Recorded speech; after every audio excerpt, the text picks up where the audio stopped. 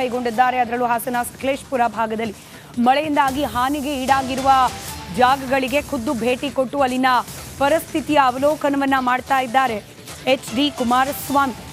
ಕೇಂದ್ರ ಸಚಿವರಾದ ಬಳಿಕ ಮೊದಲ ಬಾರಿಗೆ ತವರಿಗೆ ವಿಸಿಟ್ ಮಾಡ್ತಾ ಇರೋದು. ಗುಡ್ಡ ಕುಸಿದ ದೊಡ್ಡ ತಪ್ಪಲು ಪ್ರದೇಶದಲ್ಲಿ ಪರಿಶೀಲನೆಯನ್ನು ನಡೆಸಿದ್ದಾರೆ. ಅಲ್ಲಿಂದ ಶಿರಾಡಿ ಘಾಟ್ಗೆ ತೆರಳಿದ್ದಾರೆ ಕುಮಾರಸ್ವಾಮಿ ಅವರು. ದೃಶ್ಯದಲ್ಲಿ ಗಮನಿಸ್ತಾ ಇದ್ದೀರಿ, ಮಳೆ ಪೀಡಿತ ಪ್ರದೇಶಗಳಿಗೆ ಖುದ್ದು ತೆರಳಿ ಅಲ್ಲಿನ ಪರಿಸ್ಥಿತಿಯ ಬಗ್ಗೆ ಮಾಹಿತಿಯನ್ನು ಪಡೆದುಕೊಂಡಿದ್ದಾರೆ. ವಿರೋಧ ಪಕ್ಷದ ನಾಯಕ ಅಶೋಕ್ ಕೂಡ ಕುಮಾರಸ್ವಾಮಿ ಅವರಿಗೆ ಸಾಥ್ ನೀಡಿದ್ದಾರೆ.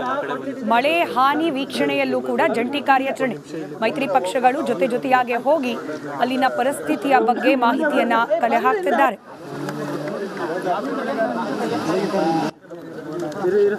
ಪರ್ಮಿಷನ್ ಆ ಕಡೆ ಹೋಗಿ. ಪರ್ಮಿಷನ್ ಸರ್, ನೀವು ಯಾರಿಗೆ ಆಗ್ಲೇ ಒಂದು ನಿಮಿಷ ಇಲ್ಲಿ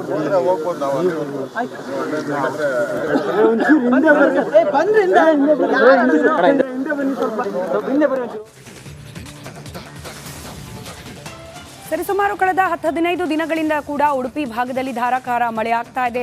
ಜೀವನ ಅಸ್ತವ್ಯಸ್ತವಾಗಿದೆ. ಜಿಲ್ಲೆಯನ್ನ ವಾಸ್ತವ ಪರಿಸ್ಥಿತಿ ಯಾವ ರೀತಿ ಇದೆ ಅನ್ನೋದನ್ನ ಕಣ್ಣಾರೆ ಕಾಣುವ ಸಲುವಾಗಿ ಅಂತೂ ಜಿಲ್ಲಾ ಉಸ್ತುವಾರಿ ಸಚಿವೆ ಲಕ್ಷ್ಮೀ ಹೆಬ್ಬಾಳ್ಕರ್ ಜಿಲ್ಲಾ ಪ್ರವಾಸವನ್ನ ಕೈಗೊಂಡಿದ್ದಾರೆ. ಮಳೆಯಿಂದ ಅಪಾರ ಪ್ರಮಾಣದ ಹಾನಿಯಾದ ಹಿನ್ನೆಲೆಯಲ್ಲಿ ಭೇಟಿ. ಉಡುಪಿ ಜಿಲ್ಲೆ ಕರಾವಳಿ ತೀರದಲ್ಲಿ ಕಡಲು ಕೊರೆತ ಅದೊಂಥರ ನಿರಂತರ ಸಮಸ್ಯೆ. ಇವತ್ತು ಜಿಲ್ಲಾಧಿಕಾರಿಗಳ ಜೊತೆಯಲ್ಲಿ ಸಚಿವೆ ಹೆಬ್ಬಾಳ್ಕರ್ ಕಡಲು ಕೊರೆತ ಪೀಡಿತ ಪ್ರದೇಶಗಳಿಗೆ ಭೇಟಿ ನೀಡೋ ಸಾಧ್ಯತೆ ಇದೆಯಂತೆ. ಒಂದಷ್ಟು ಕಡೆ ಹೋಗಿದ್ದಾರೆ, ಮತ್ತೊಂದಷ್ಟು ಕಡೆ ಮಾಹಿತಿಯನ್ನು ಕಲೆ ಹಾಕೋ ಪ್ರಯತ್ನವನ್ನ ಮಾಡ್ತಾ ಇದ್ದಾರೆ.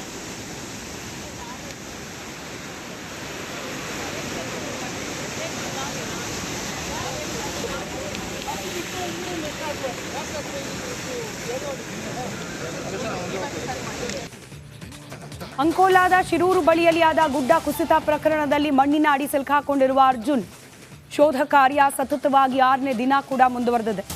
ಮಣ್ಣಿನ ಅಡಿಯಲ್ಲಿ ಟ್ರಕ್ ಇದ್ದು ಟ್ರಕ್ನ ಒಳಭಾಗದಲ್ಲಿ ಕೂತಿರಬಹುದು. ಅವರು ಕ್ಯಾಬಿನೆಟ್ ಸಾಕಷ್ಟು ಗಟ್ಟಿಯಾಗಿತ್ತು, ಹೀಗಾಗಿ ಅವರು ಬದುಕುಳಿದಿರಬಹುದು. ಕಳೆದ 2 ದಿನಗಳ ತನಕ ಅವರ ಮೊಬೈಲ್ ರಿಂಗ್ ಆಗ್ತಾ ಇತ್ತು.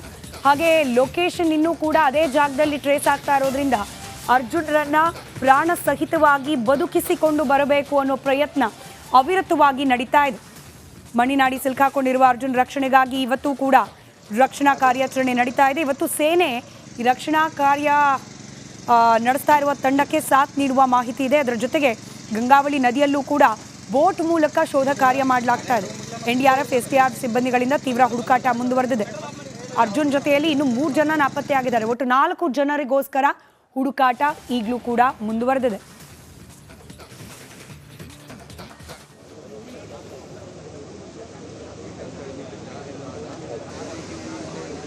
ಇನ್ನು ಅರ್ಜುನ್ ಏನು ಈ ಮಣ್ಣಿನ ಅಡಿಯಲ್ಲಿ ಸಿಲುಕಿಕೊಂಡಿದ್ದಾರೆ ಅಂತ ಹೇಳಲಾಗ್ತದೆ. ಅವರ ಶೋಧ ಕಾರ್ಯ ನಡೀತಾ ಇದೆ. ಅರ್ಜುನ್ ಬಗ್ಗೆ ಅವರ ಲಾರಿ ಓನರ್ ಮಾಲೀಕರು ಮುನಾಫ್ ರಿಪಬ್ಲಿಕ್ ಕನ್ನಡದ ಜೊತೆಯಲ್ಲಿ ಮಾತನಾಡಿದ್ದಾರೆ. ಶಿರೂರು ಗುಡ್ಡ ಕುಸಿತದಲ್ಲಿ ಸಿಲುಕಿರುವ ಚಾಲಕ ಅರ್ಜುನ್ ಬಗ್ಗೆ ಲಾರಿ ಮಾಲೀಕ ಮುನಾಫ್ ಮಾತನಾಡಿದ್ದಾರೆ. ಚಿಕ್ಕಂದಿನಿಂದ ಕುಟುಂಬದ ಜವಾಬ್ದಾರಿಯನ್ನ ಅರ್ಜುನೇ ನಿರ್ವಹಿಸ್ತಾ ಬಂದಿದ್ದಾರೆ.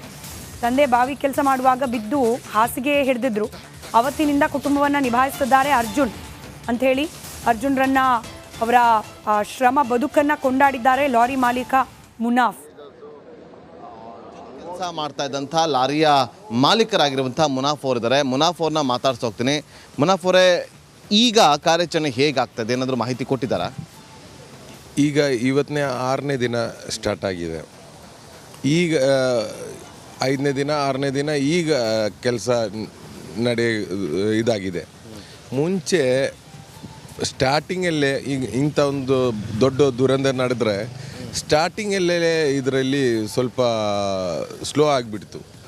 ಅದು ಅವನ ಬಚಾವ್ ಮಾಡಲಲ್ಲಿ ಎಫೆಕ್ಟ್ ಆಗತ್ತೆ. ಅದು ಈಗ ಓಕೆ ಇದೆ. ಈ ಮಿಲ್ಟ್ರಿ ಬರುತ್ತೆ ಅಂತ ಹೇಳ್ತಾ ಇದ್ದಾರೆ. ನಾವು ಊರಿಂದ ಕಂಪ್ಲೇಂಟ್ ಕೊಟ್ಟಿದ್ದೀವಿ ಸೆಂಟ್ರಲ್ ಗೌರ್ಮೆಂಟಿಗೆ.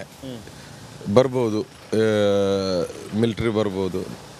ಈಗ ಅರ್ಜುನ್ ನಿಮ್ಮ ಹತ್ರ ಎಷ್ಟು ವರ್ಷದ ಕೆಲಸ ಮಾಡ್ಕೊಂಡಿದ್ರು, ಹೇಗಿರ್ತಿದ್ದ ಆತ ನಿಮ್ಮೊಂದಿಗೆ? ಈಗ ನಮ್ಮ ಹತ್ರ 3 ವರ್ಷ ಮೇಲೆ ಆಯಿತು ಅವನು ಕೆಲಸ ಮಾಡ್ತಾ ಇದ್ದಾನೆ. ಈಗ ಲಾಸ್ಟ್ ಟೈಮಲ್ಲಿ ಅವನು ಲಾಸ್ಟ್ ಟ್ರಿಪ್ ಹೋಗೋ ಮುಂಚೆ ನಾನು ಅವನ ಹತ್ರ ಕೇಳಿದ್ದೆ, ಏನಾದರೂ ನಮ್ಮ ಜೊತೆ ಕೆಲಸ ಸ್ಟಾರ್ಟ್ ಮಾಡಿ ಏನಾದರೂ ಸಂಪಾದ್ಯ ಮಾಡಿದ್ಯಾ ಅಂತೇಳಿ ಕೇಳಿದ್ದೆ. ನಾನು ಎಲ್ಲ ನಮ್ಮ ಕೆಲಸದವ್ರ ಹತ್ರ ಕೇಳ್ತೀವಿ.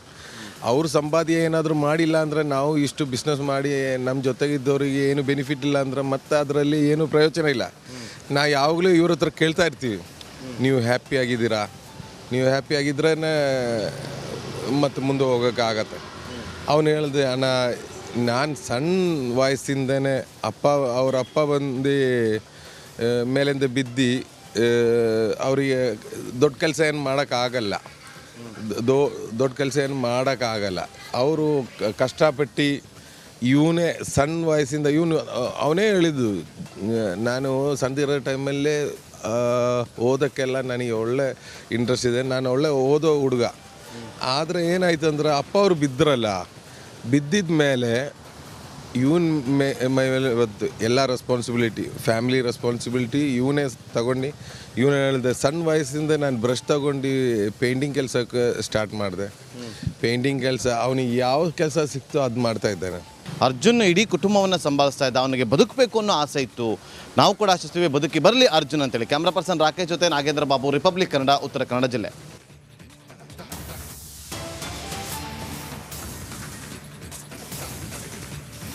ಇವತ್ತು ಈ ಗುಡ್ಡ ಕುಸಿತ ಸಂಭವಿಸಿರುವ ಪ್ರದೇಶಕ್ಕೆ ಮುಖ್ಯಮಂತ್ರಿ ಸಿದ್ದರಾಮಯ್ಯ ಭೇಟಿ ನೀಡಲಿದ್ದಾರೆ. ಭೂಕುಸಿತ ಆದ ಪ್ರದೇಶಕ್ಕೆ ಮಧ್ಯಾಹ್ನ 2:15 ಸುಮಾರಿಗೆ ಸಿದ್ದರಾಮಯ್ಯನವರು ಭೇಟಿ ನೀಡಲಿದ್ದಾರೆ. ಬಳಿಕ ಕಾರವಾರಕ್ಕೂ ಕೂಡ ತೆರಳಿ, ಅಂದರೆ ಮಳೆ ಹೆಚ್ಚಾಗಿ ಎಲ್ಲೆಲ್ಲಿ ಹಾನಿಯನ್ನು ಉಂಟು ಮಾಡಿದೆ ಆ ಎಲ್ಲ ಪ್ರದೇಶಗಳಿಗೆ ತೆರಳಿ ಅಲ್ಲಿನ ಪರಿಸ್ಥಿತಿಯ ಅವಲೋಕನವನ್ನು ಮಾಡಲಿದ್ದಾರೆ ಮುಖ್ಯಮಂತ್ರಿ ಸಿದ್ದರಾಮಯ್ಯ ಅನ್ನೋ ಮಾಹಿತಿ. ಮಧ್ಯಾಹ್ನ 2:15 ಸುಮಾರಿಗೆ ಶಿರೂರ್ಗೆ ಭೇಟಿ ನೀಡ್ತಾರೆ. ಅದಾದ ಬಳಿಕ ಕಾರವಾರದಲ್ಲಿ ಅಧಿಕಾರಿಗಳ ಜೊತೆಯಲ್ಲಿ ಸಭೆ. ಮಧ್ಯಾಹ್ನ 4 ಗಂಟೆ ಬಳಿಕ ಕಾರವಾರದಲ್ಲಿ ಸಭೆಯನ್ನು ನಡೆಸಲಿದ್ದಾರೆ. ಪ್ರವಾಹ ಮುಂಜಾಗ್ರತೆಗೆ ಸಂಬಂಧಪಟ್ಟಂತೆ ಸಿಎಂ ಈ ಸಭೆಯಲ್ಲಿ ಚರ್ಚೆಯನ್ನ ಮಾಡಲಿದ್ದಾರೆ.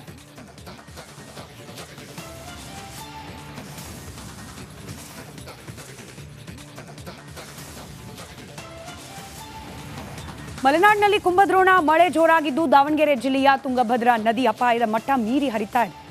ತುಂಗಾ ಜಲಾಶಯದಿಂದ 70,000 ಕ್ಯೂಸೆಕ್ ನೀರನ್ನು ಹೊರಬಿಡಲಾಗ್ತಾ ಇದೆ. ನದಿ ಪಾತ್ರದ ಜನರಿಗೆ ಪ್ರವಾಹದ ಭೀತಿ ಕೂಡ ಶುರುವಾಗಿದೆ. ಅಲ್ಲಿನ ಸದ್ಯದ ಪರಿಸ್ಥಿತಿ ಬಗ್ಗೆ ಪ್ರತ್ಯಕ್ಷ ವರದಿ ಇದೆ. 1 ನಿಮಿಷದಲ್ಲಿ ಪ್ರತ್ಯಕ್ಷ ವರದಿ ನಿಮ್ಮ ಮುಂದೆ. ಏನು ಮಲೆನಾಡು ಪ್ರದೇಶದಲ್ಲಿ ಕುಂಭದ್ರೋಣ ಮಳೆ ಆಗ್ತಿರುವಂಥದ್ದು, ಅದರ ಜೊತೆಗೆ ಈಗಾಗಲೇ ತುಂಗಭದ್ರಾ ನದಿಗೆ ಜಲಾಶಯದಿಂದ 70,000 ಕ್ಯೂಸೆಕ್ ನೀರನ್ನು ಬಿಟ್ಟಿರುವಂಥದ್ದು. ಆ ಹಿನ್ನೆಲೆಯಲ್ಲಿ ಏನು ಆ ದಾವಣಗೆರೆ ಜಿಲ್ಲೆಯ ಹೊನ್ನಾಳಿ, ನ್ಯಾಮತಿ ಮತ್ತು ಹರಿಹರ ತಾಲೂಕಿನ ಕೆಲವು ಭಾಗಗಳಲ್ಲಿ ಫ್ಲಡ್ ಆಗುವಂಥ ಸಾಧ್ಯತೆ ಇರುವಂಥದ್ದು. ಸೊ ನಾವೀಗ ಹರಿಹರ ಪಟ್ಟಣದ ಏನು ಗಂಗಾನಗರದಲ್ಲಿ ಇರುವಂಥದ್ದು ತಾವೀಗ ದೃಶ್ಯದಲ್ಲಿ ನೋಡ್ಬೋದು. ನಗರದ ಏನು ಅಂಚಿನಲ್ಲಿ ನದಿ ನೀರು ಬಂದು ನಿಂತಿರುವಂಥದ್ದು.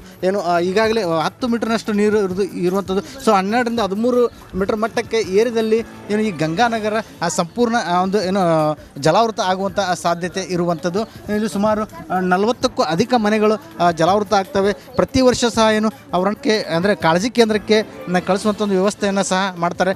ಅದರಂತೆ ಈ ಬಾರಿಯೂ ಸಹ ಏನು ಹರಿಹರ ಪಟ್ಟಣದ ಗಂಗಾನಗರದ ನಿವಾಸಿಗಳನ್ನು ಮತ್ತು ಹೊನ್ನಾಳಿ ತಾಲೂಕಿನ ಬಾಲರಾಜ್ ಘಾಟ್ನ ನಿವಾಸಿಗಳನ್ನು ಸಹ ಈಗಾಗಲೇ ಕಾಳಜಿ ಕೇಂದ್ರಗಳನ್ನು ತೆರೆದಿರುವಂಥದ್ದು. ಒಂದು ವೇಳೆ ಜಲಪ್ರಳಯ ಆದಲ್ಲಿ ಅವರನ್ನು ಅಲ್ಲಿಗೆ ಸ್ಥಳಾಂತರ ಮಾಡಲು ಈಗಾಗಲೇ ಏನು ಜಿಲ್ಲಾಡಳಿತ ಮತ್ತು ತಾಲೂಕು ಆಡಳಿತ ಸಿದ್ಧತೆಯನ್ನು ಸಹ ಮಾಡಿಕೊಂಡಿರುವಂಥದ್ದು.